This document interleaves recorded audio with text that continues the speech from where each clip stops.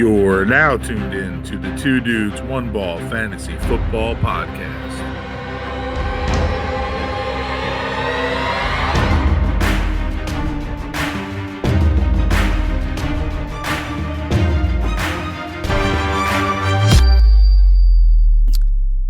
Welcome in, everybody. You're tuned into the Two Dudes, One Ball Fantasy Football Podcast, and I am your host today, Michael Eck. Alongside of me, my partner, as always, Ryan Green.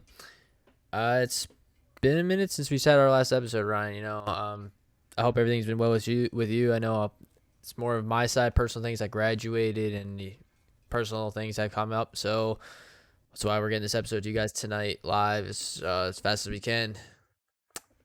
So how you been? Been good, man. Working, obviously we both work full time. Mike, you just graduated. Congratulations again, my brother. I'm proud of you.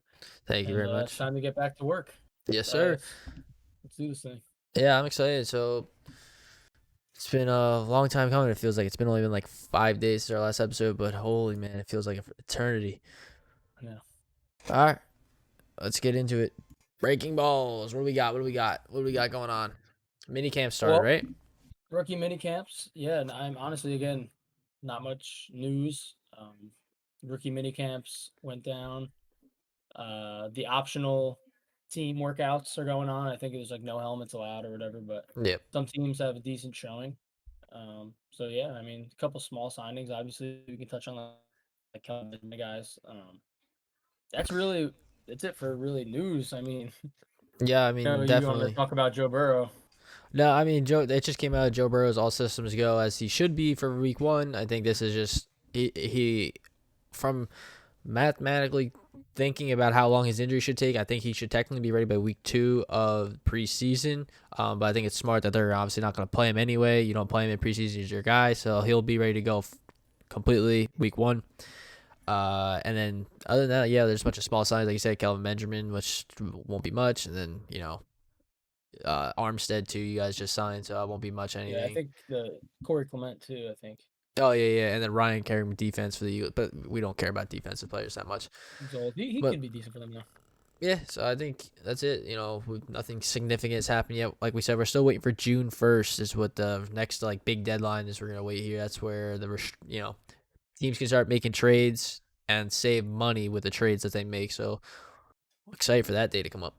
I know, it should be fun, a little entertainment. Yeah, I think, cuts and whatnot. Outside of the breaking balls segment, we can go into what we really want to start for you guys today. I apologize for not saying in the beginning, but we have a little Dynasty startup tools, tips, and notes for you guys. And if you're looking to start a Dynasty league and what it goes into the Dynasty league. We both don't really play a lot of Dynasty. We actually want to start it, but we love fantasy football, so obviously we know all the ins and outs about fantasy, whether that's Dynasty, Standard, PPR, anything. So we want to make sure you guys get that knowledge too. For any of our listeners that do listen and play Dynasty, feel free to still ask us questions. Right. We're always here. So with that, let's go into the Dynasty Startups is what we're going to call this segment. Real quick, I just want to say, Mike, if you don't mind, we're learning as much as we are educated. There's obviously things we don't know, so we are learning as well with you guys. This is just a segment to give you the basics. So yeah, let's get into it. And not just to piggyback off of what you're saying, we're learning how to do the podcasting together. Learn how to give you guys, the audience, what you guys want to hear, and we appreciate all the likes, follows, subs, questions that we do receive on all our social medias and our YouTube channel. Keep it coming. We do this for you guys, and we do it because we love it, and we don't expect anything to come up, but when we do get that, it means a lot to us. So I think that sums it up, man. You want to start off explaining exactly what Dynasty is and really going into for these people? Yeah, sounds good.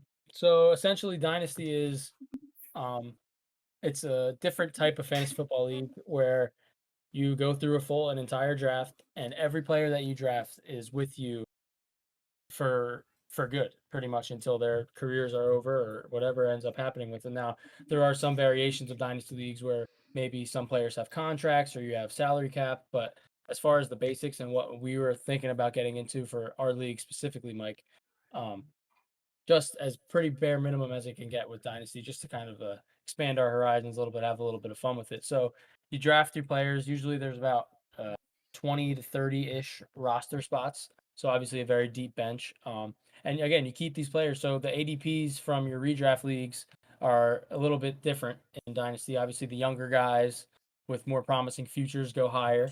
So a Yeah, lot of the rookies go very high. yeah. And after you draft the following years, what you do for your draft for that league is you draft all the rookies. So it's a really fun concept for fantasy football. And you can also draft in anybody that wasn't, is left on the waiver wire too. They get added in, but usually those are your scrubs that you don't really care about anyway. Right. Um, Especially with the and deep roster. and Dynasty, the biggest difference is like for a draft perspective, you can't go in, if you play a redraft league or a keeper league where you keep one or two guys or debating how much, regardless if you're redrafting players, you can have a year or two where you can mess up and have a bad draft. Dynasty, you really got to go in that year, you got to kill it. And you really got to get all the players you want because that's your team for the foreseen future of Right. then you add the rookies and then debating on where that's at, you gotta make capital. You're pretty much playing like a legit general manager, then looking up week to week starters and as you would in like a keeper league and trading players because the following year your team's gonna be different. This dynasty Exactly. it's more like, hey man, if you're in first and you're rocking and rolling, keep doing what you're doing. But if you're in last and you got a good player that maybe someone who is in second or in third could use, go get that capital. You'll be able to trade him for maybe 2 picks higher up. You'll be able to go in and suffer that year, but then come out on top in the draft because you'll get the better options to choose from and the rookies to go through and you'll start rebuilding your team. It's more of a rebuild process than, I'll just redraft better next year or I won't make XYZ Right. trade next year. So Exactly. And you want to really try and target in trades as far as trading. You want to target the players on your team that are slightly older um, to try and get more bang for your buck because obviously they're not going to be dominant producers on your team. And I just want to give an example here. Julio Jones, he's up there in age. He's obviously a phenomenal player, Hall of Famer. But in Dynasty, he might not go until the fifth round, maybe even a little later. To whereas in redraft, he's going in that second, third round area. So it's just little nuances like that you have to pick up on as you get into Dynasty leagues that we just want to touch on. yeah. And you got, age. Some people are like, how much does age really play a factor? And, should I draft maybe a guy like Jonathan Taylor who's really young over somebody like maybe Zeke who's getting a little bit older or, I would say like Dalvin Cook or Chris or is Barkley. They're a little bit younger, but they both dealt with knee injuries. Do I take them over player, or someone? Do I take someone younger? And that's all questions you got. Do your research and think about how long you want to see your future. But you also got to remember your team shouldn't be built around a bunch of young guys because then you'll get to that point where maybe they're not getting all the points, and you could have a nice like if you fit Julio into your roster some way somehow maybe in the third round, fourth round, or if he falls that far, that could be a steal because he might only play for a few more years. You don't know, or he might fall off. But he'll be good for you for the first year or two you need him to be. And then Mm-hmm. that's up to you after that point. Do you want to cash out, trade him, and get capital for him? Or are you in a position where you don't mind just holding on to him? You can toy around with that. I know it's also extremely hard. You can imagine, we can talk about scenarios, Ryan, about how players in the past were really good. And it's like, okay, I'm going to hold on to him for the next year, and he'll smash. Like, example like I can think of is like Todd Gurley, complete smash for the Rams. Year in every like 2 years in a row, really good. And then he gets traded to the Falcons, who don't really have a running back. And you're like, oh, maybe this would be a pass-heavy team. They'll rely on him. And then he's completely shit. Like, Right. that's His something injury played a big part in that as well, which it is another did. thing you have to. Yeah, so it's like you take into considerations like that. And it's like, okay. And now, like, the big one now is if you're Devontae Adams, dynasty member, like if you have him on your dynasty team, what do? Like, do you hold on to him, or do you look to trade him because with the Aaron Rodgers rumors, like how much impact will that be? So these are things you got to think about in dynasty league because your league, just because your season's over, you're technically not done. You're playing year in, Right. year out, and that's Playing what's for your future. yeah. So, do you want to go into? I mean, I know we just covered a lot about dynasty and the overlook. Do you want to go into more of like how to like prepare for a draft, like targeting wise? Do you still target like running backs heavier? Do you go wide receiver heavier? How do you want to go Well, about this? What do you want to get out? we should touch on all of this stuff. Like, You want to just keep so it obviously, conversational like this and just keep going yeah, on? Okay. let's just keep it pushing on and anything that we can discuss because it does vary league, obviously.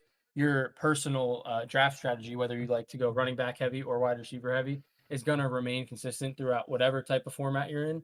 However, in Dynasty, if there's better value falling to you at different positions, then you're going to have to, and it's a good value for that age, let's say, then you're going to have to pivot off of necessarily like what you want to then pick up on that value that's going to be a stud player for you. Like an example I can think of is Kyle Pitts. Yeah. Obviously rookie, and we don't know what's going to happen, but the hype is there and the talent is very much there. So, you pick up a guy like Kyle Pitts where you might want to target, a running back in that per se, whatever round that ends up being, but you take the tight end who's going to be a consistent fantasy producer for your team for the long run, for the next, hopefully, 7 years. So it's just a lot of whatever happens to fall to you which again is a strategy that you should use in all your drafts. You take that value if it falls, but maybe don't be as strict as to what you prefer over value. Yeah, and you also got to keep an open mind on, I wouldn't reach if you're starting up a dynasty league and you're starting for the first time. A lot of players you might see big name guys that would be there at a spot, and you're like, hey, maybe I should take him here. But you always got to think it back and like Ryan, like you just said, maybe you take a Kyle Pitts who might be there for 7 years. Where if you take in that same spot, maybe you take Julio, his counterpart on that team. Maybe he's only there for 2 years, 3 years. He might not even be there come June 1st. Like we don't know, but that's Right. that's a scenario you got to think about and go into and think. Then there's guys like you might be worried about, like Christian McCaffrey. Is he still number one overall? In my mind, I think he is. Yeah. Freak, absolute awesome guy. On the field. Yeah, last year he only played a few games, but he could have probably played the end of the year. Team didn't really need him to play because they weren't playing for anything, and the head coach made a right decision by letting him sit. He's their franchise guy. So next year, if you start up a dynasty league and you have the first pick, he should be off the board. He's your running back, your stud, pretty much two running backs in one for the next 5 some odd years, before you probably start to see a decline in Christian McCaffrey. Then there's we can go about this same with everything. Like it comes to a point where you gotta decipher age, injury history. Probably you gotta definitely think about that. We tend to talk about how. Well, we keep referencing Julio, or I keep referencing Julio a lot because he's 31. Usually around 30 is when you start to see players on the decline. It's very rare you see a player who's 30, 31, 32 still making an impact for their teams. And then you got guys like DeAndre Hopkins who are 28, 29. A couple of years from now, they're going to be in that stage. But Hopkins is a monster. Like how good is he going to be? Thielen's 30, I think 30 on the dot, and he still had a good year last year. So he's going to be on the decline. These guys you got to think about. Then you got players outside, not in the wide receiver. You can go to quarterbacks. You got Tom Brady, man, who's 41, still kicking 42. He could be a good guy you can maybe get for if you build a good team, you need a quarterback for 1 year, and maybe you like a rookie that comes out, you take him, or someone's on the waiver wire you want to pick up and just hold, maybe like Trey Lance or something, and you're just waiting. You have Tom Brady and you want to hold on to Trey Lance, because when that transition happens, you can either trade. No one's probably going to really want to trade for Brady because how old he is, but it's that you have leeway there. I'm just trying to think of like what else you can do for like a dynasty perspective. A lot of it comes down to like where you're picking to and what your team needs. Don't draft. I see me personally in this. I wouldn't draft for the best player at each pick because you can find yourself picking a lot of either vets or tops heavy, and by top heavy I mean you can find yourself having 4 or 5 running backs in the first 6 rounds. Yeah, it might be good, but then your wide receiver depth is killing you in the end, and running backs can get hurt or no one might want them, and too many factors. I would draft position by position what you want, come up, take the best available player at the position you want, and that's try to get and find a fine balance in that.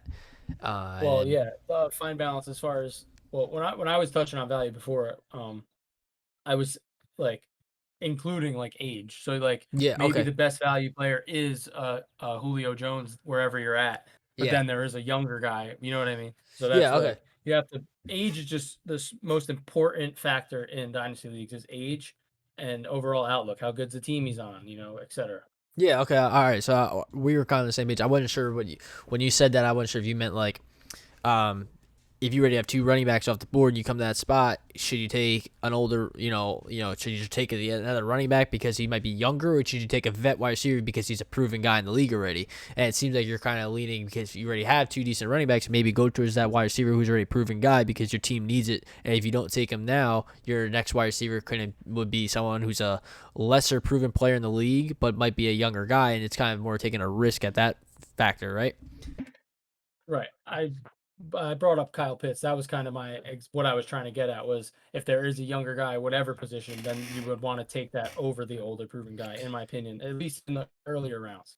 Yeah, but that also is what I mean. I know. I think well, that comes with kind of like a risk, is what I'm trying to say. Is okay. So I think it's better if we put this into a scenario. So if you have like two, I don't care who, two good running backs, young age. Maybe let's throw out. Maybe you have Dalvin Cook and Jonathan Taylor, your two first picks. Okay, somehow, someway you have them. You come up for your next pick, and you can have Julio, because we're gonna go on this guy who's a proven player in the league, who's 31 years old, or you can grab that same round. Maybe you can get like let me think, Melvin Gordon.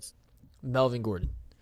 I don't know, those are like two old guys though. Okay, so well, I'm trying to get like so let's just go like CeeDee Lamb. CeeDee Lamb, or who well, was like well, no, but CeeDee Lamb did great last year. I'm trying. My point is, so like my thing is, if you take the running back, okay, so younger running back, let's go with Dobbins. What if Dobbins is there? Not really great last year. Do you take him or do you take Julio? Proven older guys been in the league, or do you take the younger running back, even though you already have two, and a guy who has chance to be a really good running back for the next couple years? I would take the running back. That's okay. So then your next. So what I'm saying is maybe you should take Julio there, because then maybe your next pick around, Julio's gone. Okay, so now you're either left with Melvin Gordon, who's an older running back, or do you take a younger wide receiver, not CeeDee Lamb because I think he'd be gone here, but maybe like a T. Higgins. Are you okay with the receiver? Absolutely. Okay, so see, that's where you're okay. Me personally, I think maybe I might go the other way. I already have two good running backs. Give me that vet guy in Julio. I can take him for a year or two and let him be my stud guy while I build around him, or look for his replacements in the future upcoming drafts.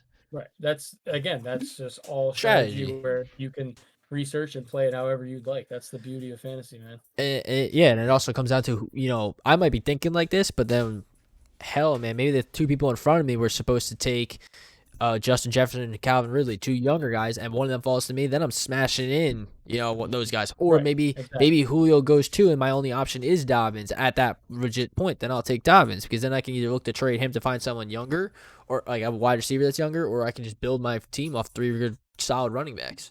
Right. So yeah, it definitely does come down to like a strategy base, and you have to play, man, because you can plan and strategize all before the draft, but once your commissioner says, like, if you're in person drafting or you're online, whatever, regardless, once the draft time starts, things change, and things change fast, and you need to be able to adjust and change to the way the draft is going, because if you're gonna have X, Y, and Z players you want written down, and you can still take those players, maybe you're missing out on the guys you could be getting for more value at the spot you could be drafting them at, because they weren't taking, because you planned them to be gone and they're not, because the draft is different than what you thought. So that's where it's like, hey, maybe take that guy. And I think it's what happened to you maybe last year in our redraft league. I think maybe you had players that you thought were going to come to you, and because they were there, but maybe a player was better than them that you thought was gone is there too. You got in like that crossroad, like, hey, I want him now because he shouldn't be here, and you took him. Yeah, last year I don't even want to talk about it. I was banking on Chris Carson falling back to me in the third round, and he went to pick right before me. That's really what screwed me, because I was still set on running back, and I settled. Yeah. See, okay, so that's the contrast. That's if, you plan for the draft and you think players, A is going to go ahead of you. Player A goes ahead of you, so now you're going to be a player B, or you want player A, but he goes ahead of you, and you're like, shit. Do you just settle for player B, or do you go to the next category and take the next best thing there, even though you might already have two studs ahead of him or two different players? And just, that's where you can take that chance, and that's come down to strategy, because it's like, okay, you can be easily right there at the end of the draft night, you can have a trade partner instantly, because you took that player or a specific player maybe someone else was looking for, or you just fit perfectly because maybe you lack a wide receiver and they lack a running back, and you have three great running backs, and they have three great wide receivers. You can easily trade and get something, make a party there, and work that out. So, but going back here on Dynasty, when you're starting up and you really go through all these rounds, it really does come down to depth, because at the end of the rounds, man, you're gonna have no one on your waiver wire. Like, you might have like people who might not see the field a lot, right? So Absolutely.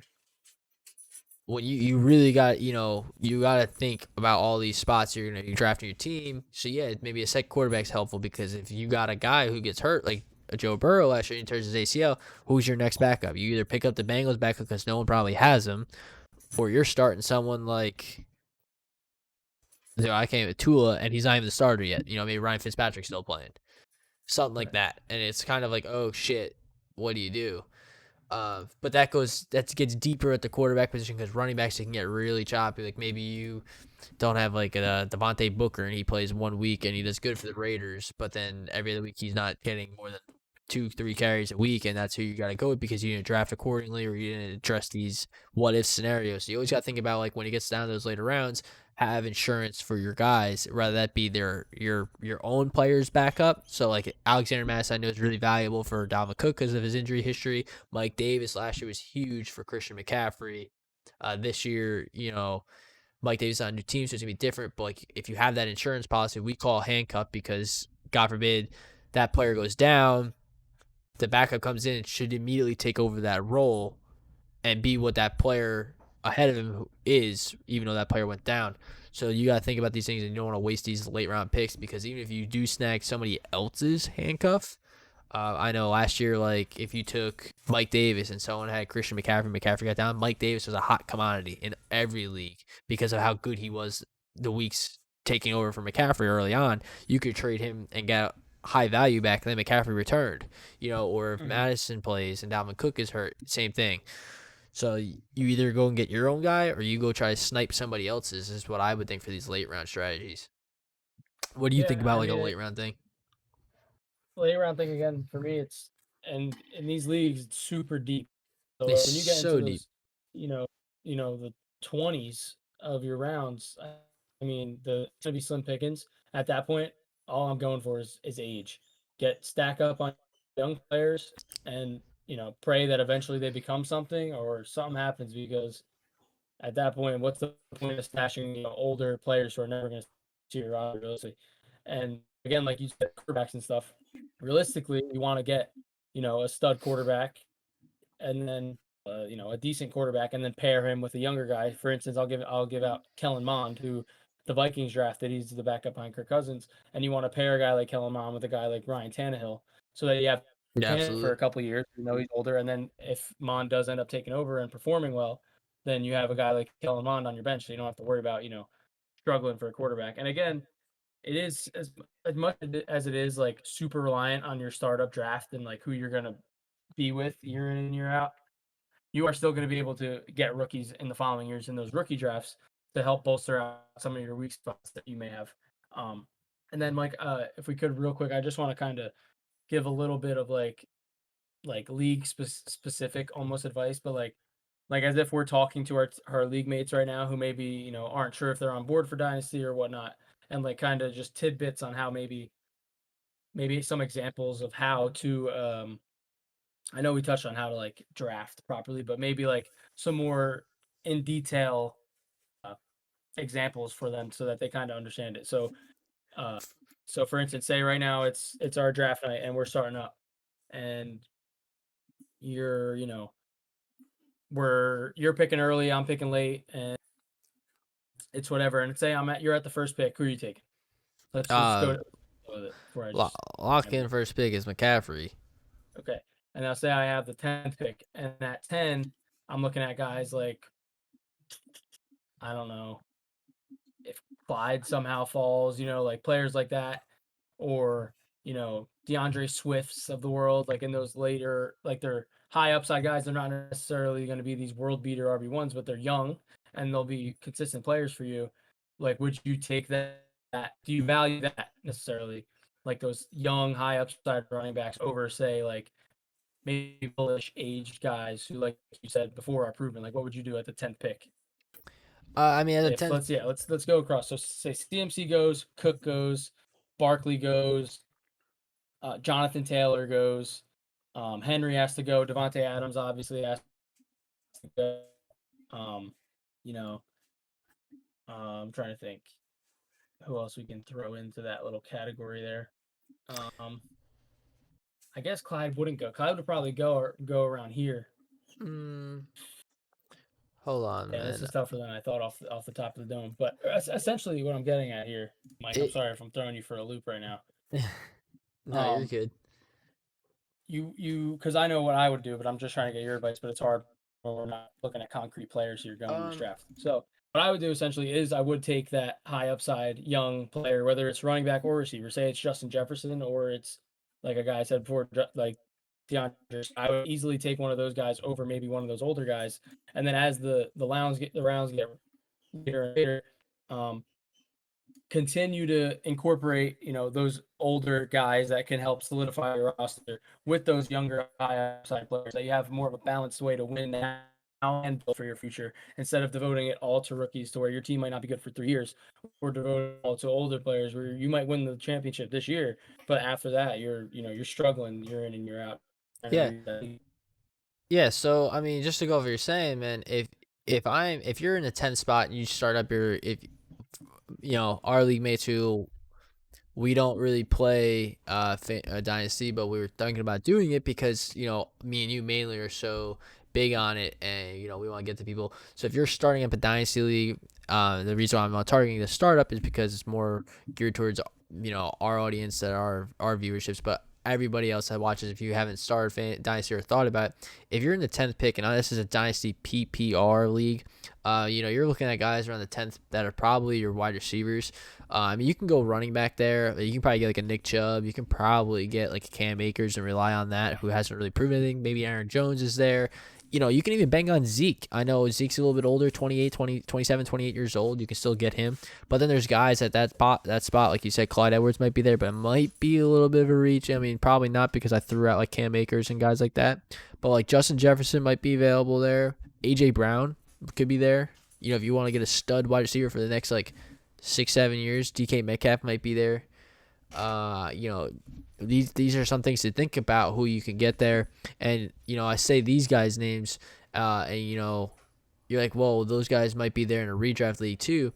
Well, because they're also younger, and they were great last year, and so they build on it. But like, for example, Jonathan Taylor wasn't that great last year, but he's got such a great role and a great chance to be great. He's going like top 5, top 4, because it's, McCaffrey and then Kamara, Barkley, and then him. Or some Dynasty leagues it's McCaffrey then Taylor, because Taylor has such a great promise.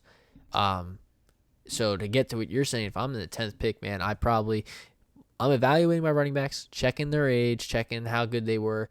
If the names I threw out, if Nick Chubb, Cam Akers, Aaron Jones are there, Zeke, maybe I go Zeke, maybe I go Chubb, because they're a little more proven than Akers and Aaron Jones. I don't know if I want to touch that with the Aaron Rodgers scenario, or would I just settle with maybe an A.J. Brown or Justin Jefferson, get a stud wide receiver? Maybe I do that, or I can, if I'm the 10th and I'm wrapping around, I can go both. Maybe I take Clyde Edwards and then A.J. Brown.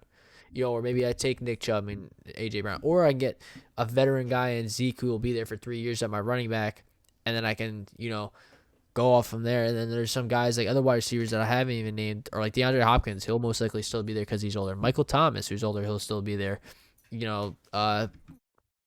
Obviously, like Allen Robinson, Mike Evans, but these guys are getting a little bit older, so you want to look for guys you can build on for the future. Yeah, so I guess essentially, to sum up my long ramble, is, do you prioritize in the first round specifically? Are you prioritizing the age factor into it more than you know what I mean? Like more than you would. In the early rounds, I want to say my first gut instinct, if I'm looking at these early rounds, I'm thinking, yeah, I'm going to say, yeah, you do. I think you definitely, because if you can get a young guy who's great, then yes. I'd rather take a young proven, like not proven, but maybe he had like Justin Jefferson, awesome rookie year last year. I would take him in a heartbeat over, A.J. Brown, because he's a year younger. I would take him over Julio Jones. I would take him over Hopkins. actually go back to AJ Brown. I probably wouldn't take because they're around the same age and they're both the same people. So AJ Brown and Justin Jefferson, I would take them probably over like Diggs, who's a little bit older, Julio, Hopkins, Michael Thomas. I would take these guys over them in that wide receiver. Like if I'm debating on a wide receiver because they're younger and they, even though Michael Thomas might be great and he already had great years and he's proven great, he might only be great for 3 more years, where Justin Jefferson could be great for 6 more years. And I say Right. maybe because he only had 1 great year to back up what he's doing, but that 6-year chance he might, even if he gets me 3 years of being great, Michael Thomas would do the same thing, or DeAndre Hopkins or Julio would do the same thing. So it evens out. That's why you go for the younger guys, because if they get you more years than those older guys, you pretty much benefit there. Right. You're winning. And the same goes to the running back too, man. I think age definitely impacts running backs more because, you see these younger guys, running backs that's usually around like 28, 27 is when they start to slowly fade down or they start to regress. There's obviously been exceptions, 100%. But that's, you get a running back coming in the league usually around 21, 22 years old, and they're great for 5, 6 years. And then they regress a little bit, and then usually by 30, depends on how hard the regression hit them, they might not have a team anymore. So in that category, I definitely, that's why Taylor, I brought him up earlier, he's up so high because he's over guys like Kamara, Barkley, Henry, and Cook because mainly Henry out of all the guys I just named he's the oldest. That's why he falls sometimes like the 8th pick because of how old he is. And he really doesn't pass catch in a PPR Dynasty League, but he's great. You can rely on him for a couple more years. But Zeke falls because he's 27. He's older. Dalvin Cook will fall a little bit because he's a little bit older. The only reason McCaffrey's still there because McCaffrey is a little bit younger than the other guys I said.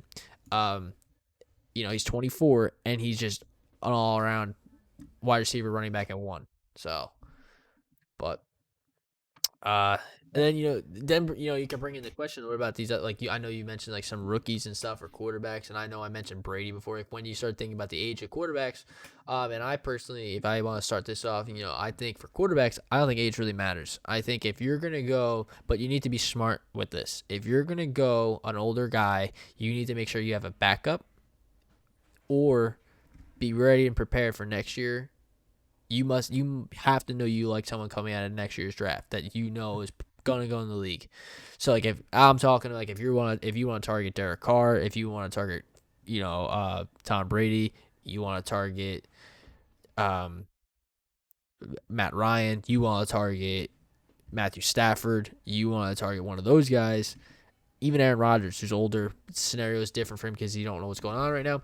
But if you have Aaron Rodgers right now, you better have a backup, something going on because draft already is over. So you better have, either trade lined up or you better have something where you can either dish out an asset you have to go get a younger quarterback, rather that be, like a Herbert who's up and coming who someone might not give that up. Or if you go get Russ, that might be the option. You might have to go rent another quarterback who's a little bit older who might be on their decline because no one's going to want to give up Josh Allen, Kyler Murray, Patrick Mahomes, Lamar, even Herbert. No one's going to probably want to give up Lance, Lawrence, Burrow because these guys are coming into the league and are young. So the younger players can be really hard to get. So in other words, if you're going to want to go get one of those guys, you're going to give up a lot. Just to be prepared if the guy you're texting's like, or the girl you're texting's like, hey man, I want X, Y, and Z for just Joe Burrow. And you might be like, damn, that's a lot. It's going to happen because that's a vital piece of your team. Without your quarterback, you're not going to put up points per week. Or you will, but you just won't have that 20-point week from your quarterback that you should have. You'll probably have – lucky if you have 3. You'll be lucky if you have 3. Yeah. So, dude, we pretty much – it's hard, obviously. We're going to start doing mocks pretty soon. It's getting to that time of year. So it'll be easier for us to articulate like what we're trying to say with a visual piece for you guys to like look at and kind of more grasp it easier. But one more thing I just want to say is essentially what we're getting at here is age is a significant factor in drafting for Dynasty. And another thing with the college prospects, you don't have to be some guy who grinds college film and studies all these college players. If you lock in around the draft season, a lot of these big name players are going to be talked about by like the Mel Kipers of the world and whatever podcast you may listen to outside of us and whatnot. It's a very popular subject. So you just pay attention to the names that you're hearing. Obviously, everyone knew about all the quarterbacks going this year's draft, leading up to the draft. So if you do have a quarterback problem, as you're saying, Mike, you can, begin to pivot. You obviously want to be better prepared than that, but it's an example. Prepare to pivot, around draft season in the NFL, so that you know who's available and who's going to be going where. You know what I mean? Yeah, and just to piggyback off that, like you said, there's gonna be reporters that are out there. They're gonna say something. The media tends to hype up players and draw everybody's attention to one guy. Obviously, when you see that guy, do a little personal research too. Check his numbers, check his stats. If you want, it takes 10 minutes out of your day to just do that too, just so you have reassurance. So you're not feeding and relying on one person to give you all the information. It's good to do your own research at the end of the day too. And yeah, just you don't need to, like I don't really watch a lot of college football that much. I love the NFL. I watch every Sunday. But there's so much going on in college football. I usually wait to around the draft season and they start hyping up players and I go watch personal highlights and then I really build my own, rap sheet for everybody. And I really think like, hey, I like this guy. I target that guy. I like the way he plays. I like the way he runs. I like the way he makes people miss. Then you start getting the personality out of players too. And that's where you really can start judging how you want to draft. For example, if you want a new quarterback scenario, you can decide like, hey, maybe I can afford to give up these two guys to get a higher draft pick or get a rental guy right now, or maybe I'm gonna take the chance on Kellen Mond taking the job and I don't have to give up so much for him because he's not coming into a perfect ideal role like Zach Wilson is or like Lawrence is, but you like him and maybe you want to just stash him because Brady's playing for 3 more years or Rodgers is tentative right now or Tannehill or somebody like that. So you definitely do your research afterwards and think about, you don't need to, like you said, Ryan, you don't need to watch crazy college football and have like a red zone for college football and switch in, but definitely do some research before the draft and after the season, college season, and just, find players you think you'll like. You can, it's simple Google search or just top fantasy prospect or top NFL prospects of like that year, and it'll tell you, it'll give you a list of players who Mel Kiper, Ian Rappaport, these other guys like in the league and NFL scouts like, and they'll tell you why. And you just put that in your own knowledge, use your own intuition. And then guys like us and other podcasters will break it down even further and why we like them or where you like them. And then you can start swaying your decision based off all the information you gather and all the data you got, and then make your decision. Absolutely. Also just want to say that the reason that we are doing a dynasty kind of startup little piece here is because we are trying to begin one with Persuade. our league of what record. We proposed it to the chat. Couple people are in, a couple people have yet to respond. So hopefully, if some of those people haven't responded yet and they happen to be watching this, you can kind of form a better opinion based on us actually speaking on it, not just texting the chat. So Yeah, just it's wanna say definitely that. it's definitely different because the whole aspect of it's your team and it's your team for the foreseen future. You only you can make it better, not the draft. Obviously the drafting rookies, but you can't go in and be like, I messed up that year's draft. I'll wait next year's draft. I'll do better. No, well, next year's draft is just rookies. You're stuck with the people you drafted that year, so you can't show up to a draft either hungover from the night before or something. Not throwing shade at anybody in our league, but those kind of things you gotta take it serious. You can't show up like I'm gonna goof off this one because last year I won this league. It's a cupcake league. No, again, it's not. You need to really think about every pick and every decision you make because it's gonna brand you for the rest of that dynasty league. Yep. And just so everyone knows, he is actually coming at me when he says these things. Handful of us are hungover. However, my draft was by far the worst. Yes, but you at least drafted running back, wide receiver. There was someone in our league who I think one person didn't even draft the tight end, and I think another person went 4 wide receivers or 3 wide receivers in the first 3 rounds, and their first running back was James White. Oh, we don't really need to talk about that, but you do that, you're stuck with that for life. Yeah, they'll be like, well, we all finished higher than you. Yeah, well, I made a dumb trade, and I'm going to live with that. Dynasty, maybe I don't make that trade. Or maybe I do. Or maybe that trade's not offered to me because it's McCaffrey, Good luck. Right. Yeah, or maybe it turns out working out for you even better the following year. Boom. It just adds a new dynamic. I would have, fantasy. after I made all those trades, I lost Josh Allen. I had no quarterback. But I traded the guy who getting McCaffrey, the pieces I gave up, maybe I get the first pick.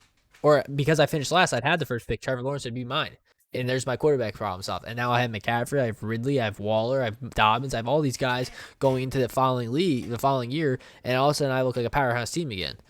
Because now all my players are healthy again. Now the team everybody feared would be something, but it wasn't something because McCaffrey didn't play, is now back to full swing, and now everybody's like, oh shit, I don't want to play him because everybody's healthy. Boom. Like that. All right, dude. I think that's enough Dynasty. We can definitely do more. We'll definitely do mock drafts of Dynasty. Probably, if not during this week, definitely probably get to it next week. Just so y'all see a feel of like what we mean about these older players, like a Miles Sanders falling down a little bit. Zeke falling out of the first round. It sounds bizarre, but yes, it happens. We'll cover that. We'll definitely cover that. We'll do a mock, and I'll have the screen up live for you guys to do it. We're going to do it probably on Sleeper because it's the easiest app fantasy tool to use online for me, and just to go about it. I know some of the people who've used Sleeper in our league and friends and family who say Sleeper's ADP is kind of off, but we're going to go and judge it. And, I'll probably manually insert picks based on our knowledge. Me and my partner here will definitely do the best we can for y'all. That'll be coming up in a few episodes.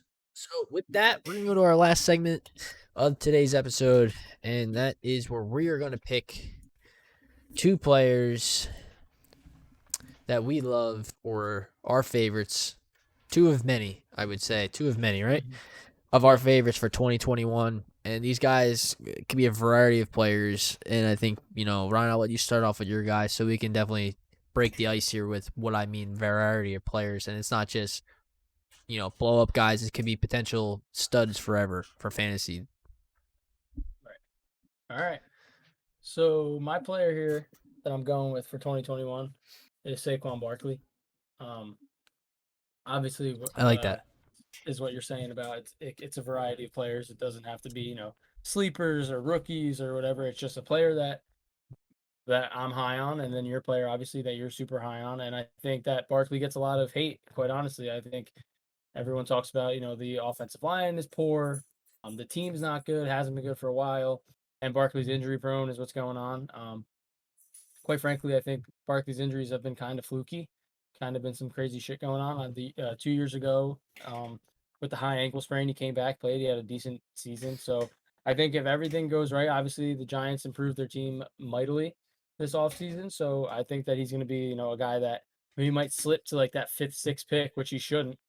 But he might. Yeah, he might. And if you can get him there, or if you have the 4th pick, which I actually do in our home league, I'm going to be taking him if Kamara falls in whatever and Barkley's there, I'm taking Barkley. If Henry's there and Barkley's there, I'm taking Barkley, as of now at least. And I'm just really excited for him for 2021, man. Hopefully he can get back out there and shit on people again. Yeah, man. I have a few things to say about this. Like you said, debating on what kind of league you're in right now, he could be going 5-6, like he could fall. If you're in a PPR league, right now he is probably projected to be the 5th running back, which is wild because he's phenomenal. The dude's an all-around awesome running back. However, if Aaron Rodgers, commits back to the Packers, and that's all. I know I keep talking about it. It sounds like I'm beating a dead horse here, but if he comes back, Rodgers, I'm speaking here, comes back, Adams could jump right into that 5th pick, and maybe Barkley falls to the 6th. Or Right. Maybe, Adams goes early because he's an awesome, the best wide receiver, probably undisputed, with Rodgers on the field. So how far does Barkley really fall down is the question. But right now, yeah, he is falling. I drafted Barkley his rookie year when he was in the league, and ever since that, I've always wanted to have a top 3 actually pick to try to get him, because of how great of a pass catcher he is, how great of a runner he is. He's just awesome to watch. He's so talented, man. It's a joy to watch him play, and I really wish the best for him, and I wish that he has a full healthy season. Not just for the Giants, but for him, man. He really deserves it. He really needs it. Having 2 years ago, having a bad year, and last year getting hurt, and then coming back in 3 plays later just to tear his ACL, or 2 plays later.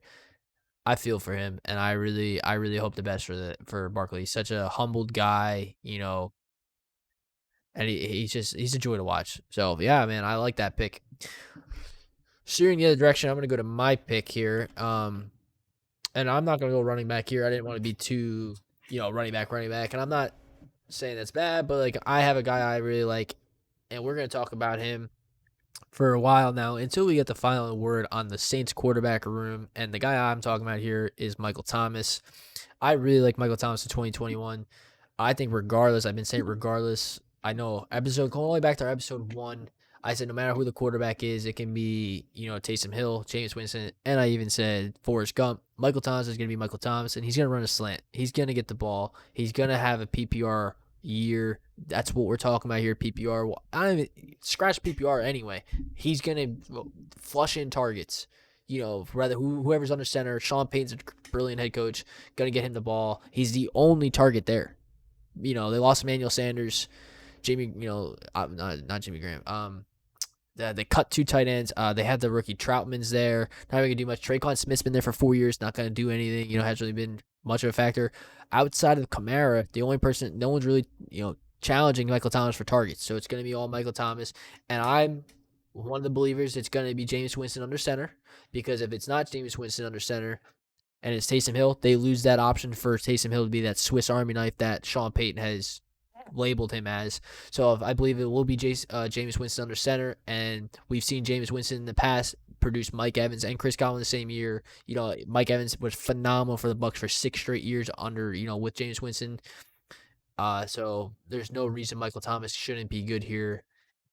I think, coming back off an injury, he'll be able to play the whole year. And what do you think, man? You think I'm crazy for this, or you think you see something out of this?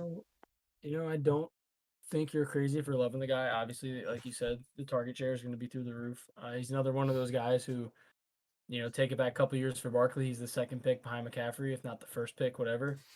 Debatable. And then, last year Michael Thomas was like the first Wide receiver receiver, off the board, and now they're falling later than they necessarily should. So I'm all for it. You take up the value on these studs, these proven studs who've dealt with some injuries.